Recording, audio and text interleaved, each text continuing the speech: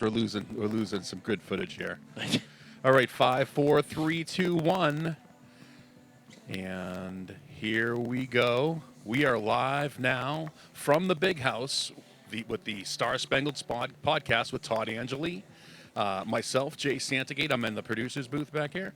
I've got DJ Tim, and Mr. D. How you guys doing? We're doing great. Very good. Great, I'm doing great. Very good. Up here right. at the big house. At the Big House tonight, live Pond Hockey Weekend. That's right. It's a big weekend for us. We are. This is Saturday right now, and we're live. We usually do this on Tuesday, but Saturday we want to be here for this special night. We're doing big stage karaoke, giving away one of 8 platinum tickets for our competition with Chanel West Coast, June 27th.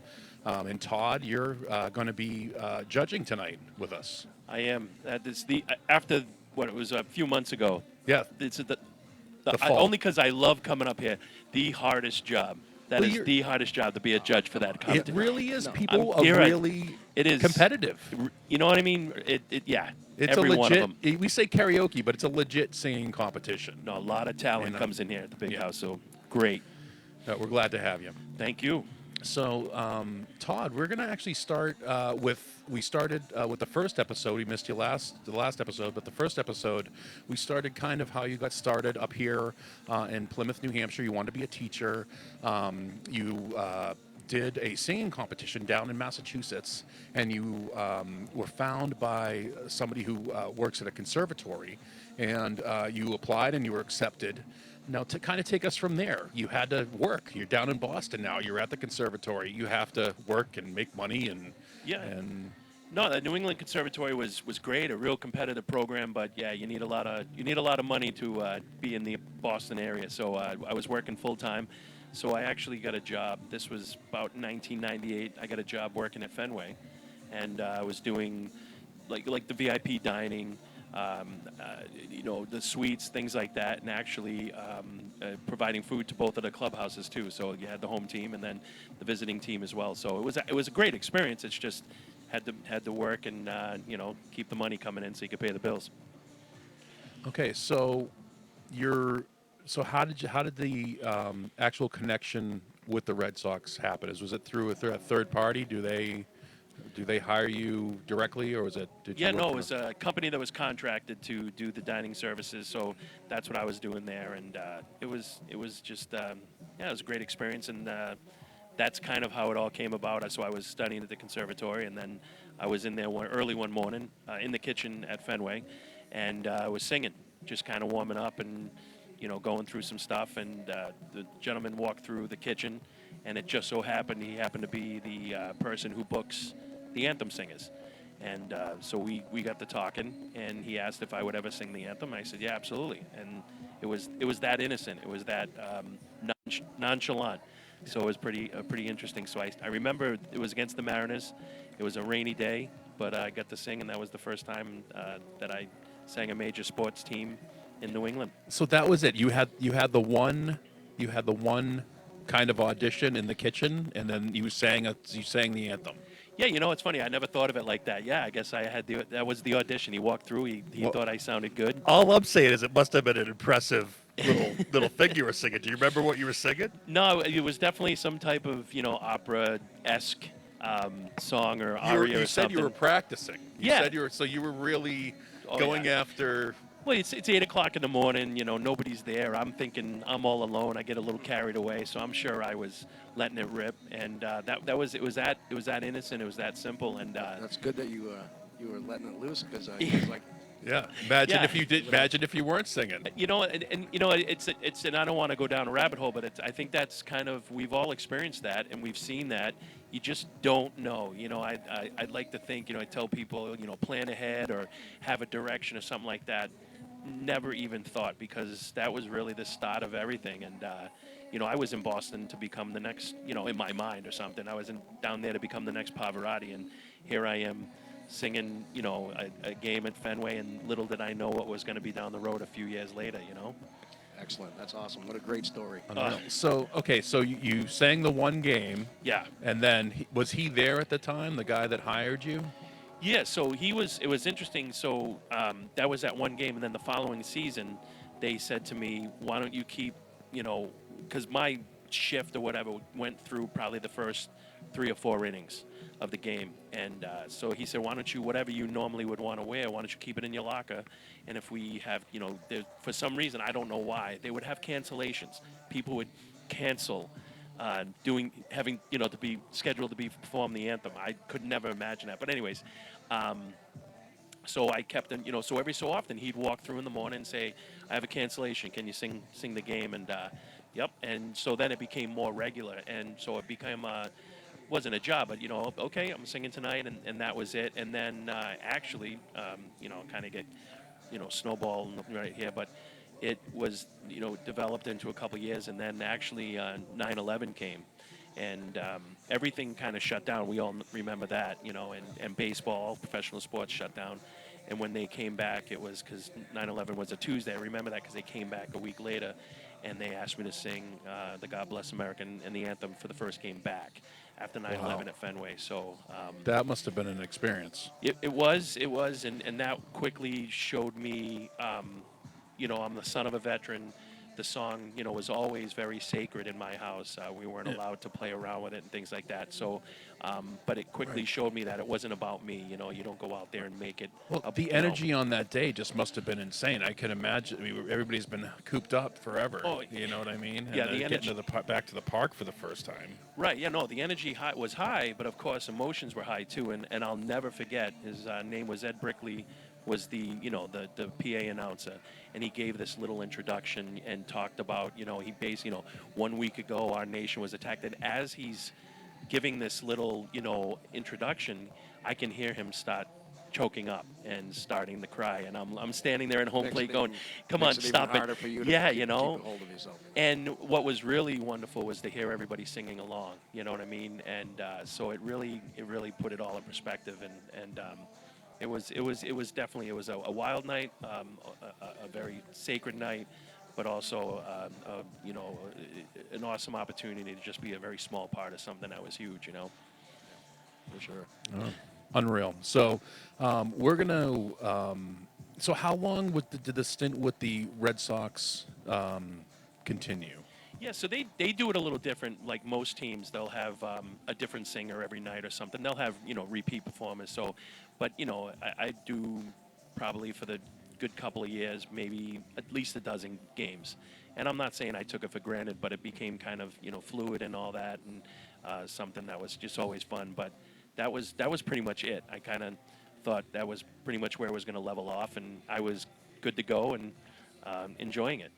Fenway Park. Come on. Absolutely.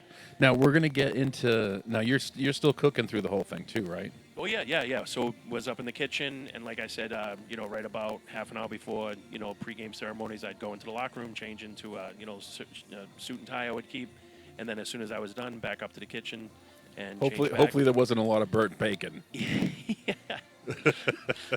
No, absolutely. Hopefully they covered you. Yeah. So now we don't want to get into the Bruins just yet. Sure.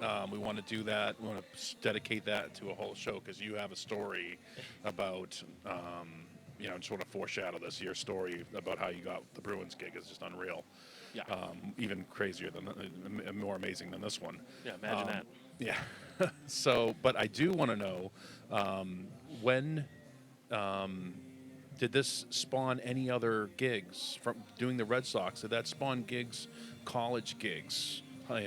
Sports. Are there any other sports gigs? Yeah, no, not as intensively as it is now, but I remember doing a couple of Revolution games, Patriots, things like that, and plus I was singing at a church as well, so it was pretty consistent, but never anything easily relatable to the Red Sox or what I was doing with the anthem. That kind of came later. Now, this is going to be maddening if I think this is how it's going to be. If this unfolded the way I think it unfolded. But was that your first singing at Fenway Park? Was that your first anthem that you sang, kind of like at a sports event? Well, no, and it's interesting because, and I think we can share in this sentiment, with the two gentlemen with me, as in very many different ways, I would think we feel the same way. I was up here. I was up in at Plymouth State. So you have the local racetracks and events up here. Okay. And I would always get called upon to do that. So if the college was having an event or a game, I was. They dubbed me the voice of Plymouth State, so I would do all the home football games, any other type of big events. But that was more of like a big fish in a little pond type thing, you know what I mean? Yeah. And, But you already had your foot in the door there. Yeah, a little yeah, Bit. so you had as already far as- done a little bit of it. So yeah, you- but never. I mean, Todd, you're going to be singing at Fenway, and then eventually, Boston Garden. That totally not even in my vision, Right. All right. So we're gonna shift to. So Todd. We're gonna get to the second part of that story with the Bruins. Like I said, the next show. I would thank you for sharing that story with us. That was unreal. Yeah. So Mr. D, we had you on last week.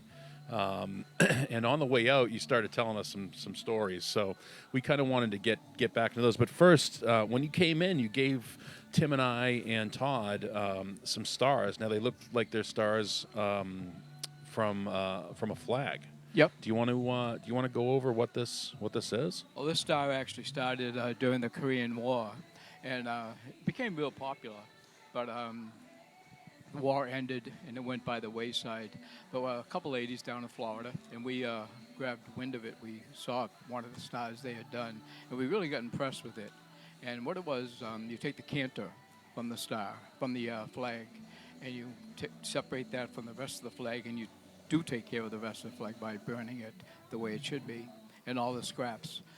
We got permission from the flag etiquette from Washington, D.C. to do it, to make sure we were covered.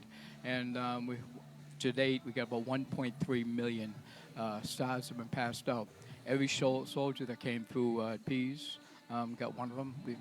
George Bush and Mrs. Bush got flag when they came through.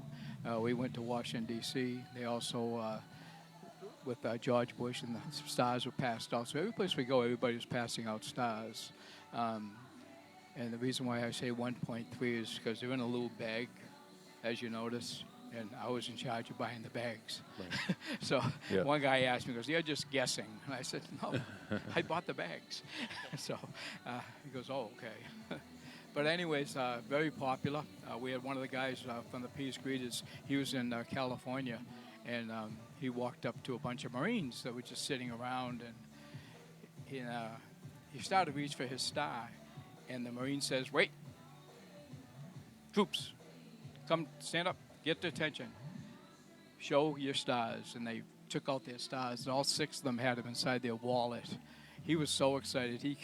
He called everybody from California. I don't know what it cost him, but at that time it was nighttime, and you didn't have that unlimited during the day rather. You didn't have that unlimited phone calls. So, but he called everybody. He was so excited that they had it in their wallets, and they quickly wanted to display the Nice. flag. So it's real popular. So. Yes. But, You mentioned the disposing of the flags. We're actually going to do a flag ceremony with the Legion and the VA 4th of July, and it's going to symbolize at the 250th anniversary of the 4th of July and the birth of the country. We're going to take a flag that's ready to be, it takes a lot to keep a flag up. You're supposed to have a light on it at night, never touches the ground, folded up a certain way when it comes down, all these things. And the disposal too is, so we're going to do that to show the renew of the nation, the 250th, to reflect on, putting the 250th behind us, reflecting on what's going on today, and what can we do in the future. And we're gonna raise a new flag as well. So Yeah, the Thank you for sharing stars that came story. from all the flags came from all over the place. What happened? We talked about our knitted hats, and AARP asked us we'd like to do a story, and Joanne Schottler had put together a story about how we did the knitted hats, and we figured probably about 800,000 knitted hats went to all the troops as they came through.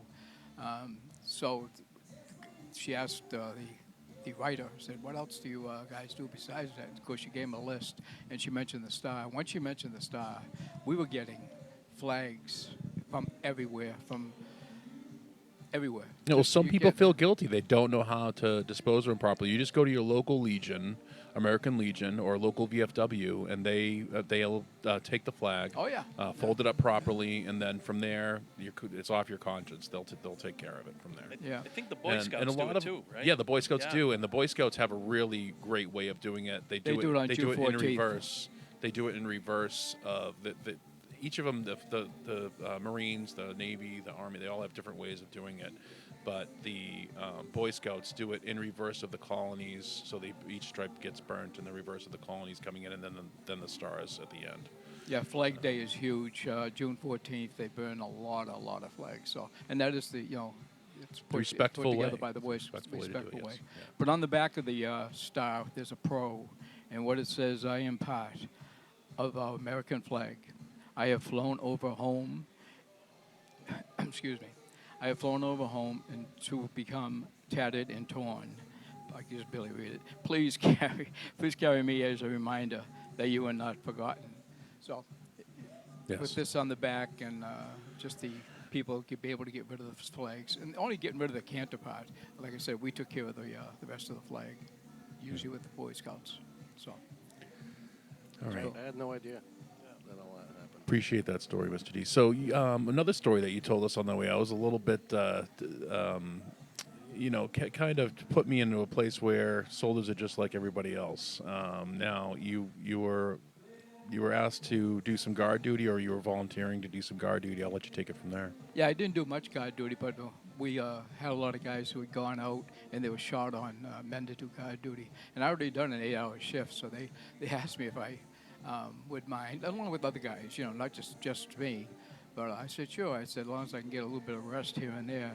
And the guy says, what, you tired? I said, well, I just worked 8, and I didn't sleep that good. And before that, I said, I'm not whining. I just want to let you know, I'll do the best I can watching out, especially with us being low on the number of guys that are supposed to be out here. And he says, well, let me get you some Saigon speed. They'll take care of you. Oh my God. I said, okay. So he walked over and gave me this vial. He goes, here, just mix that with Coke. I said, okay. Coca-Cola, right? Coca-Cola, yes. Coca-Cola, yeah, Coca-Cola. You don't want to mix that. And I did. I used the whole vial. I thought I was supposed to use the whole vial because he said, here, mix this with Coke. He didn't say 1/3 of it. He said, mix it with so I did. The whole thing? I couldn't blink for 3 days. Oh, my Lord. Nothing got by me. I'm going to tell you, nothing. I was like I would have taken 4 shifts if they want. The medic would come over like every 4 hours and just check my heart to make sure I was okay. I couldn't blink. I can tell you. I tried to blink. I tried to blink and I couldn't. I'd close my eyes. I used the Visine or whatever we had there just to so they wouldn't dry out. But that was fun. Everybody was talking about that. Look at him. He still got his eyes open. Yeah. And I want you to share that story, Mr. D, because was soldiers have the same issues that everybody else has too, Yeah. and they have they have to do the same things that regular people do too as well. So I really appreciate you sharing that story with us. So Todd,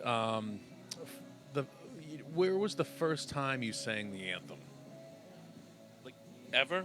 Ever? Wow, I wasn't prepared. Well, no, I don't know. I really don't know. You don't It had to be when I was a kid. It Child, definitely yeah. had to be. Well, I can remember probably the most significant one that I can definitely remember. So I always sang as a kid growing up and obviously in high school. So I played football in high school in Rhode Island. Yeah. School called Warwick Veterans Memorial High School in Warwick. And my senior year I was a captain, and the Booster Club came to me and said, hey, listen, we think it'd be pretty cool if you sang the anthem before the start of the Thanksgiving Day game. So in Rhode Island, if you don't make it to the championship game in your division, Thanksgiving is the last game of the season. And so in my uniform right there, I have a great picture of the principal. It was raining, so the principal is holding an umbrella over my head. I'm in my full uniform and singing the national anthem with the band, and gave him when I was done, gave him the microphone and walked out and started the game. And that was, I can remember that Awesome. being probably the most significant one. But like I said, I have 3 brothers. And, it was something, I think it was probably before any church hymn or anything like that we learned as kids. That was probably the first song that we learned. So all my life. So this next question, I'm gonna ask you. so it's not incriminating. If there was any other team besides New England, if you couldn't sing for a New England team, what other teams would you sing for? What other team would you sing for? All right, so I'm gonna ask you a question. Answer a question with a question. Does that have Sure. to be hockey or? Anything you want. All right. Anything you want. You know, well, let's stick with hockey. You know, there's a lot of great anthem singers throughout the NHL. So I guess maybe I would, to make it easy, I would say, could we do a switch? And I mean, I love Jim out in Chicago. He's the best in the business. Sonia's down in Tampa. She's an Air Force vet, actually. She's a phenomenal singer. For some reason, I would ask, we call him Golden Pipes. He's the anthem singer in Vegas. And I've never seen a game out there. I've actually never been to another NHL arena. That's kind of like on the list. I got to start hitting some of these other games. It's So only anyways, home games. Only home games. right? Yeah. So, but I'd probably go to Vegas. I would like, because I'm hearing that the whole pregame ceremony and all of that in Vegas is absolutely incredible. They say they just do it up. They say it's like a show, like a Vegas, you know, in true form, like a Vegas show. So, although You just want to party with Tom Brady. yeah. Well, you know, it is Vegas, right? It is. So yeah, you know, I'm gonna shoot from the hip and probably, Hey, you know, and there's a lot of singing jobs out there. Some of the singing absolutely. gigs Hey, too. And, Wayne Newton's getting old. Yeah, He's getting ready to exactly. go, right? Exactly. That's a great choice, the Vegas. Yeah. Yeah. And I think I'd probably get some good assistance. Maybe you know, Mr. D and DJ Tim would come out and help me with that. So Absolutely. we'd Let's make go. a We're on the weekend out of way. it. You know, you know, Mr. D would bring his Saigon Speed, and DJ Oh, Tim would God. bring his equipment, and we'd put on a show of our own I right bet. there. I'm thinking. Absolutely. So, it's a so plan. if there was any place or stadium or place, I didn't want to limit to a stadium, but if there's any place in the world, any building in the world, a stadium in the world that you could sing at, which one would it be?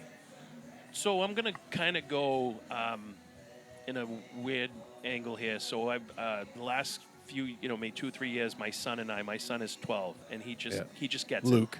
it. Yeah, my son Luke, and he just gets it. He's a special kid. I mean, so is my daughter, but we've been down to D.C. twice, and it really affects him. And we actually went down during the shutdown. I didn't mean it to sound like that. It sounds like a commercial or something. And it was interesting. We went up and watched the Changing of the Guard during the shutdown, and they had 12 burials that day. And we stayed up by the tomb and listened to probably 3 or 4 different taps performances. And my son leaned over to me and he said, I find it interesting that they're burying individuals that fought for this country so the government can shut down. And I'm not trying to get political. I'm just saying, you know, I think that was evident of these men and women gave all so we can you know, exercise Function, our... so we can function. Exactly. You know Yeah. what I mean? And he's 12 years old and he just got it. I would love to stand by the tomb and sing the national anthem. Or somewhere in Arlington. I don't know. I just feel like that would be a special place, and I think that would be a way to say thank you to all of them. And but I don't even think I'd be able to make it through the song, to tell you the truth. You know, being there, it's a special place. But Yeah, that would be a you tough know, one for sure. Yeah, I have trouble with God Bless USA. In fact, the last time I sang it, I a remember. couple weeks ago. yeah. But I started Yeah. crying. I said, you know, get emotional. You start thinking about what went on, and it gets you sometimes. Right. So, And again, I'm not getting political. I think it's a wonderful thing that we in this country can exercise our different many views and not be fearful of any like attack or retribution by the government or anything like that, because of the men and women that have fought so we can do that comfortably and speak our minds, you know, because it just doesn't happen in a lot of different places around the world. So, and it's because of people like, you know, Mr. D and many more, my father, so on and so forth. So it's very important. It's very important to me. you mentioned your son getting, you know, really getting it. Yeah. In other words, my grandson started with me with the Peace Greeters. he'd come to about 4 or 5 years old. He would come and he'd give high fives to all the soldiers coming down. And he used to get, come on. He'd tell them to come on down, come on, move it. Because I was doing that. I said, come on, guys, you got to move it. You only got so much time to be here. And he'd be there, give them all. I got videos of him just standing there giving high fives. And he got it. Yeah. Like you said, it's really amazing that they do so. That's good stuff. Yeah. All right. Now, Todd, you were poaching a little bit. You were on another podcast, which is okay. It's okay. Moonlighting. It's not in your contract. You can Yeah, be right. on other podcasts. So, which other podcast were you on?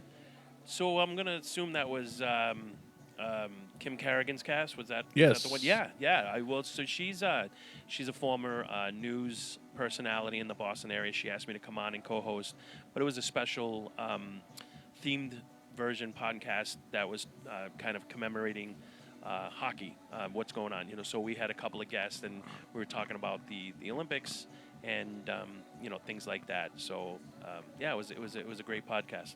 And we talked about the Star Spangled podcast, and I Nice. might have done a little bit of recruiting myself for the people who were on the podcast. So we might have some, and I'm going to foreshadow myself. We might be talking about one of them who was on that podcast, and as soon as he settles down with what he's going through right now with the Olympics. Are we talking about Mike? Absolutely, Now you get- I'm not going to say I wasn't afraid to say, hey, listen, I need you to come on.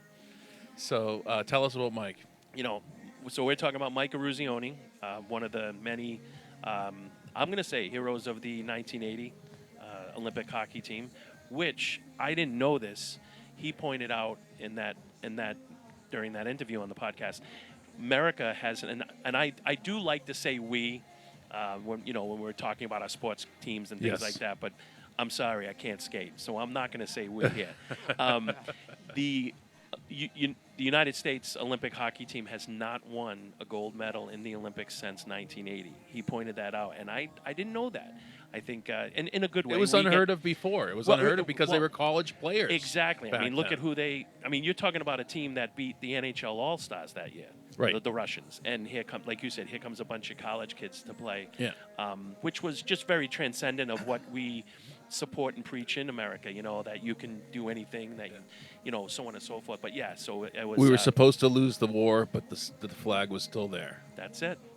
But Yeah, yeah, no, that's- he's been great. I've gotten to do many events with Mike and some of the other guys on that team, and he never says no if he has to say no or whatever.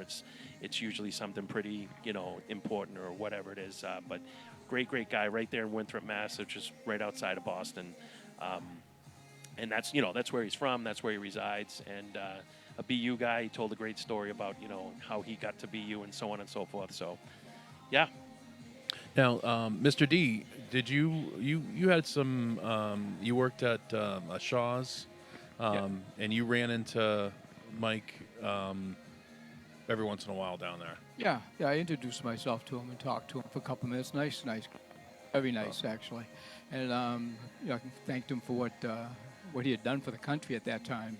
Do you remember where you were when he scored the goal? Geez, 1980. I don't know, You Bob- watched it though. Yeah, probably in some. I don't know. Yeah, I did watch it. I can't remember exactly. All right, no, it's It's probably in Somerville somewhere. So Yeah. 1980 was Somerville time. So that's probably it. So, but very nice. And then occasionally we just see him come through the store, and people say, "Hey, that's Mike Anazoni," or something like that. And I say, "I know," and they go over and say hi to him. Everybody's so respectful. It was really nice the way they did it. So, nice. but and he was always so respectful too. So. So hopefully we can get him on the podcast. That would be great. Absolutely. So we're gonna wrap this up. Does anybody else have anything else they want to say? We're gonna start getting this competition underway, getting prepared for it.